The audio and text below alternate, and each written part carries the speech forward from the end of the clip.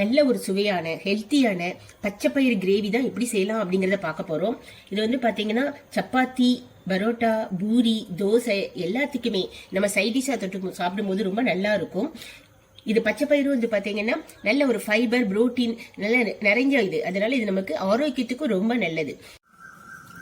இன்னைக்கு பச்சை பயிறு கிரேவி அது செய்யறதுக்கு நான் இன்னைக்கு வந்து பாத்தீங்கன்னா 125 ml கப்பில் ஒரு கப்பு பயிரை எடுத்து லேசாக நம்ம என்ன செய்யணும்னா வறுத்துக்கிடணும்.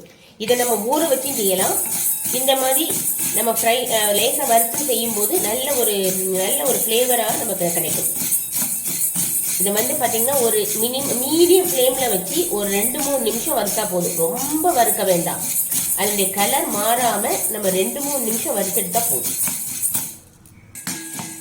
இப்போ 3 நிமிஷம் நல்லா வறுத்துட்டேன். இதை நம்ம ஆஃப் பண்ணி நல்லா ஆறுன பின்னாடி நல்லா கழுவி குக்கரில் சேர்த்து நம்ம வேக வச்சு எடுக்கணும். இப்போ வறுத்த பச்சை பயிரை நல்லா கழுவி நான் குக்கரில் சேர்த்துருக்கேன். இதில் வந்து பார்த்தீங்கன்னா இந்த தண்ணியோட அளவு ரொம்ப முக்கியம். நான் வந்து பார்த்தீங்கன்னா எவ்வளோ பச்சை பயிர் எடுத்துருக்கோமோ அதுலேருந்து 4 பங்கு தண்ணி எடுத்து இதில் சேர்த்துருக்கிறேன். இப்போ நம்ம குக்கரை மூடி நம்ம வேக வச்சு எடுத்துக்கலாம். குக்கரில் ஒரு 5 விசில் விட்டு நான் ஆஃப் பண்ணி வச்சிருக்கிறேன். இப்போ நம்ம எப்படி வெந்திருக்குங்கிறத பார்ப்போம். இப்போ வந்து பார்த்தீங்கன்னா இந்த மாதிரி நல்ல ஒரு பதத்துக்கு வந்திருக்கு. அதாவது அந்த பயிரோட இதுவும் அந்த உருவமும் நம்ம இதாகாம பாருங்க, இந்த மாதிரி பூவா வெந்துடணும். இந்த மாதிரி பூவா வெந்திருக்கு. பயிரும் வந்து பார்த்தீங்கன்னா அந்த முழுசா அந்த ஸ்ட்ரக்சரும் கரெக்டாக இருக்கு. இது கரெக்டான பதத்தில் எல்லாம் வெந்திருக்கு. இப்போ நம்ம கிரேவி செய்ய ஆரம்பிக்கலாம். இப்போ கிரேவி செய்ய ஆரம்பிக்கிறோம். இதுக்கு வந்து பேன் அடுப்பில் வச்சு ஆன் பண்ணிட்டேன். இதில் நம்ம 1 டேபிள் ஸ்பூன் ஆயில் சேர்த்துக்கலாம். எண்ணெய் கொஞ்சம் நல்லா சூடான பின்னாடி 1 டேபிள் ஸ்பூன் சோம்பு சேர்த்துருந்தேன். சோம்பு லேசா ஃப்ரை ஆகணும். சோம்பு லேசா ஃப்ரை ஆனோடனே பச்சை மிளகாய், ஒரே ஒரு பச்சை மிளகாய் சேர்த்துருக்கிறேன்.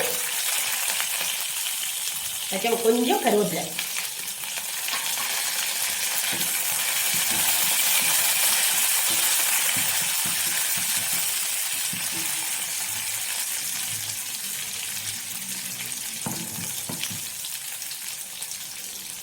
ஒரே ஒரு மீடியம் சைஸ் பெரிய வெங்காயம் கட் பண்ணி வச்சிருக்கேன். அதை இதில் சேர்த்துருக்கேன்.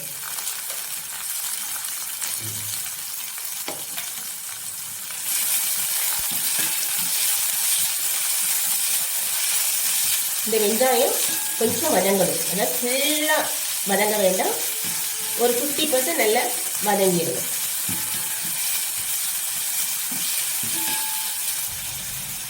வெங்காயம் வதங்கிட்டு இருக்கும் போதே ஒரே ஒரு வரமிளகாயை ஆட் பண்ணிக்கலாம்.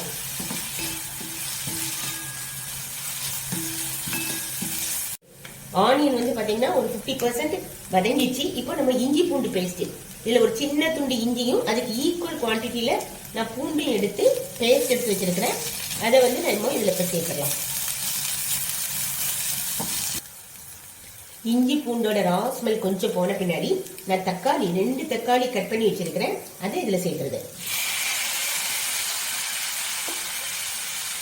இந்த பச்சைப்பயிறு கிரேவிக்கு கொஞ்சம் புளிப்பு டேஸ்ட் இருந்தால் நல்லா இருக்கும். அதனால ஒரு ஆனியனும் 2 தக்காளி நான் கட் பண்ணி வச்சிருக்கேன்.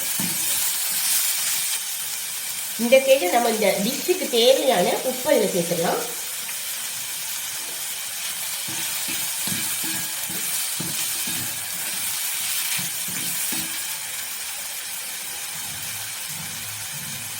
அரை டீஸ்பூன் மஞ்சள் பொடி சேர்த்துட்டேன். 1 டீஸ்பூன் வரமிளகாய் தூள், 1.5 டீஸ்பூன் மல்லிப்பொடி சேர்த்துருவேன். இது எல்லாமே நல்லா நம்ம மிக்ஸ் பண்ணிட்டு அதுக்கப்புறம் கொஞ்சம் தண்ணி சேர்க்கலாம். இப்போ கொஞ்சம் தண்ணி சேர்த்து இந்த மசாலா வாடை கொஞ்சம் போகணும். சேர்த்து கொஞ்சம் நம்ம 2-3 நிமிஷம் இதை மூடி வச்சிடலாம். மசாலா சேர்த்த பின்னாடி பார்த்தீங்கன்னா இப்போ நல்லா கொதிச்சு அந்த ஆயிலாம் லைட்டாக பிரிஞ்சு வந்திருக்கு. இந்த ஸ்டேஜில் நம்ம என்ன பண்ணலாம்னா நம்ம அந்த பாசிப்பயிரை சேர்த்துடலாம். அந்த தண்ணியோடையே நம்ம சேர்த்துடலாம்.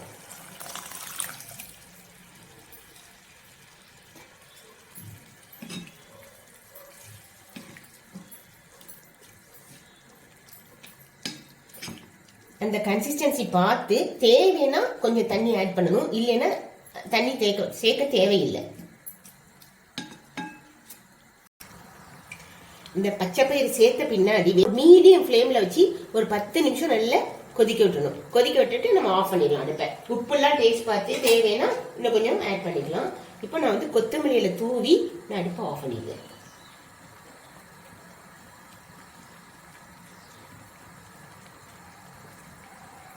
ஒரு டீஸ்பூன் நெய்யும் இதில் சேர்த்துட்டு அடுப்பை ஆஃப் பண்ணிட்டோம்னா நம்மளுக்கு நல்ல டேஸ்டான பச்சைப்பயிறு கிரேவி ரெடி ஆயிடுச்சு. நல்ல ஒரு சுவையான பச்சைப்பயிறு கிரேவி நமக்கு ரெடி ஆயிடுச்சு. நீங்களும் இதே அளவில் செஞ்சு பார்த்து உங்க ஃபீட்பேக் எங்களுக்கு தெரிவிங்க. இந்த ரெசிபி பிடிச்சிருந்தா ஒரு லைக் கொடுத்து ஷேர் அண்ட் சப்ஸ்கிரைப் பண்ணுங்க. தேங்க்யூ.